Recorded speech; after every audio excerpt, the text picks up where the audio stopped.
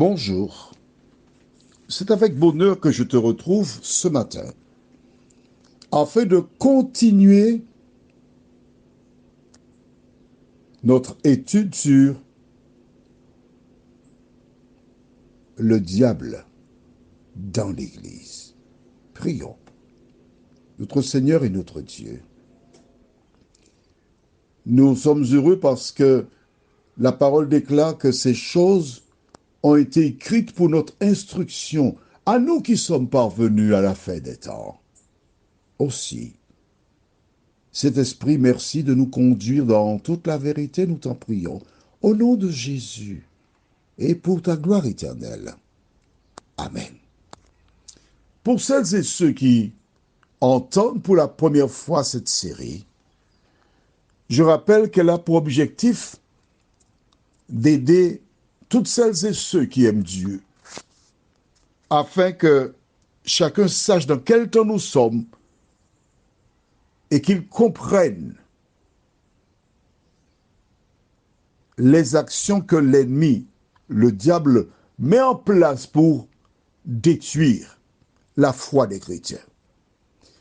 Nous avons vu ces jours derniers comment le diable s'est pris pour enrôler des gens, détourner des personnes de la foi. Et là, nous voyons une série bien ciblée.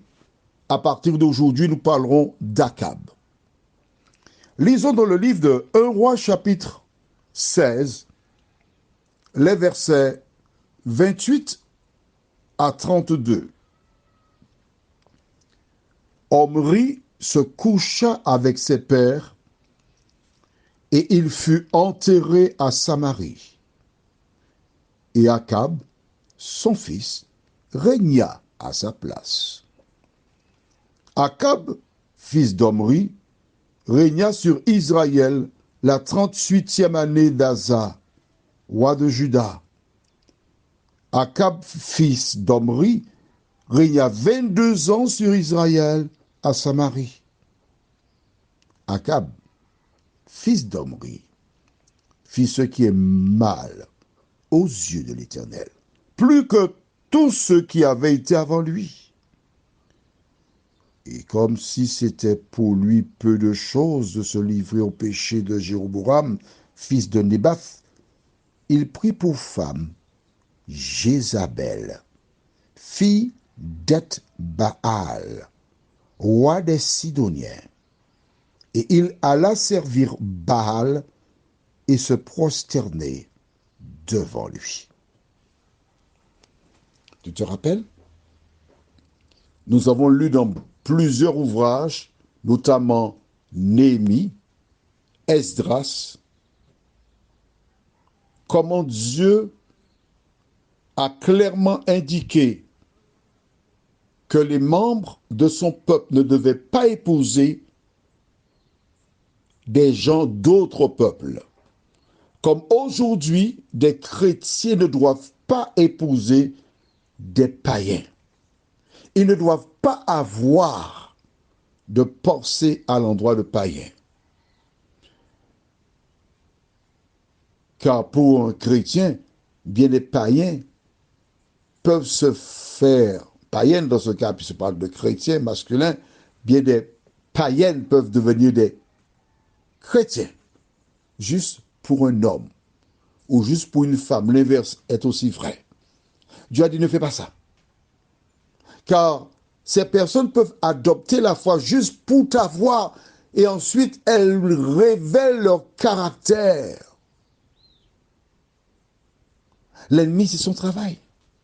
Mais prenons le temps pour voir ce qui s'est passé pour Akab. Un roi qui ne marche pas selon la parole de Dieu. Le ciel m'est témoin que pratiquement à chaque audio, je te dis, lis la Bible. Lis la Bible. Et quand tu lis la Bible, tu peux t'inspirer de la vie de celles et ceux qui nous ont précédés et t'organiser pour ne pas être piégé comme beaucoup. Ce roi donc Akab n'avait pas la crainte de Dieu. Aujourd'hui, ce dont le monde a besoin, Ce sont des femmes et des hommes qui ont la crainte de Dieu, qui marchent selon la parole. Toi, parent, tu as des enfants? Apprends à tes enfants à lire la Bible. Apprends à tes enfants à avoir la crainte de Dieu. Apprends à tes enfants à marcher selon la parole de Dieu. Car lorsque tu marches selon la parole, on marche de même pas. Il y a beaucoup moins de griefs et de zizanie. Akab, lui, il avait fait un autre choix. Que se passe-t-il? En ce temps-là, des rois épousaient des femmes étrangères afin d'avoir une stabilité politique. C'est-à-dire que, on va prendre un exemple, hein? On imagine qu'au Lamentin, il y avait un roi, à Fort-de-France, un roi, Saint-Joseph, etc. Afin d'être en paix, le roi de Lamentin, ou du Lamentin, épousait une princesse, donc la fille du roi de Fort-de-France.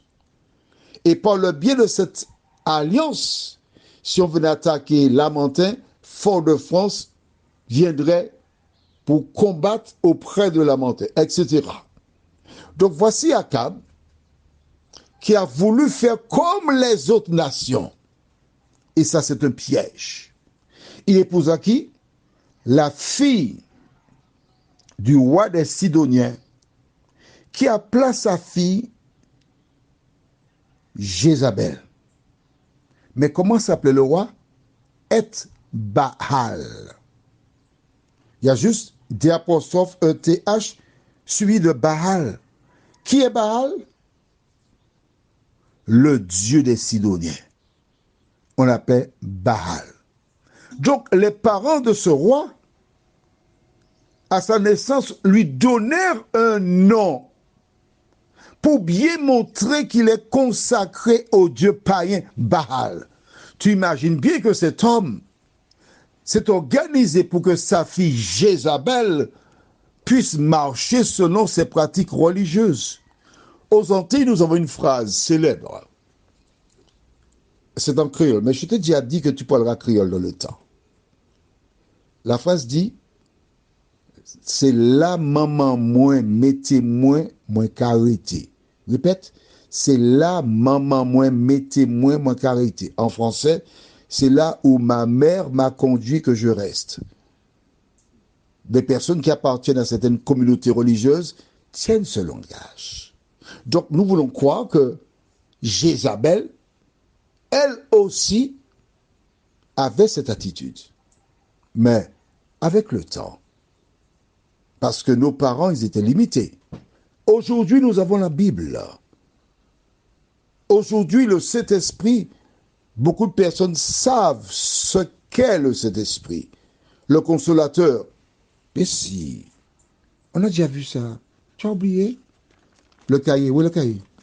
Allons, prends le cahier. Je ne te lâche pas, hein, parce que je veux que tu sois sauvé autour de Jésus. Je veux que tu aies toutes les informations. C'est pourquoi je te dis, écoute, lis, mets en pratique ce que dit la parole de Dieu. C'est pour ton salut. Ton salut. Alors, tu écris dans le cahier. Jean chapitre 15, verset 26. C'est bon? Quand sera venu le consolateur, que je vous enverrai de la part du Père, l'Esprit de vérité, qui vient du Père, il rendra témoignage de moi. D'accord? Juste avant le départ de Jésus, il demanda que le consolateur soit là. Qui est le consolateur? Le Saint-Esprit. Quelle est la mission du consolateur? Pourquoi vient-il? Il est intéressant de voir que la Bible parle du consolateur dans Jean 15, verset 26. Tu tournes la page et tu vas dans Jean 14, verset 26. Coïncidence, diront certains. Pas pour moi, parce que je suis un lecteur acharné de la Bible. Dans Jean 14, verset 26. Mais le consolateur, l'Esprit Saint, que le Père enverra en mon nom, vous enseignera toutes choses et vous rappellera tout ce que je vous ai dit. Le consolateur, le Saint-Esprit, a une seule fonction: enseigner celle ou celui qui désire être sauvé. En quoi faisant? En prenant la Bible, priant et demandant du Seigneur: je veux te connaître, je veux faire ta volonté. Conduis-moi au nom de Jésus. Amen. Tu fais cela, tu dis cela, tu lis la Bible. Et qu'arrivera-t-il? Mais c'est déjà arrivé. Dieu m'a envoyé vers toi. Hein? C'est aussi rapide avec Dieu. Hein? Maintenant, ce qui te reste à faire, c'est de mettre en pratique la parole de Dieu. Que fit Jézabel? C'est ce que nous verrons à partir de demain encore. Prions. Seigneur, nous avons lu plusieurs références de la Bible où tu nous enseignes de ne pas faire de mélange, qu'il n'y a pas de rapport entre les ténèbres et la lumière. Je te prie spécialement ce matin, Seigneur, pour toutes ces femmes et ces hommes qui ont cru trouver l'oiseau rare en violant ta parole et qui le regrettent, qui ne peuvent pas en parler parce qu'elles ont honte, elles ne veulent pas souffrir, elles supportent en silence. Seigneur, permets qu'elles aient le courage de transmettre les informations appropriées à celles et ceux qui sont dans les ténèbres. Ouvre-leur les yeux et sauve-les, nous t'en prions. Seigneur,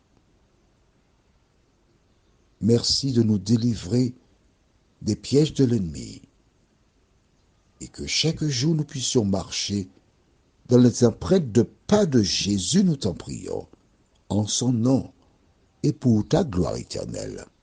Amen.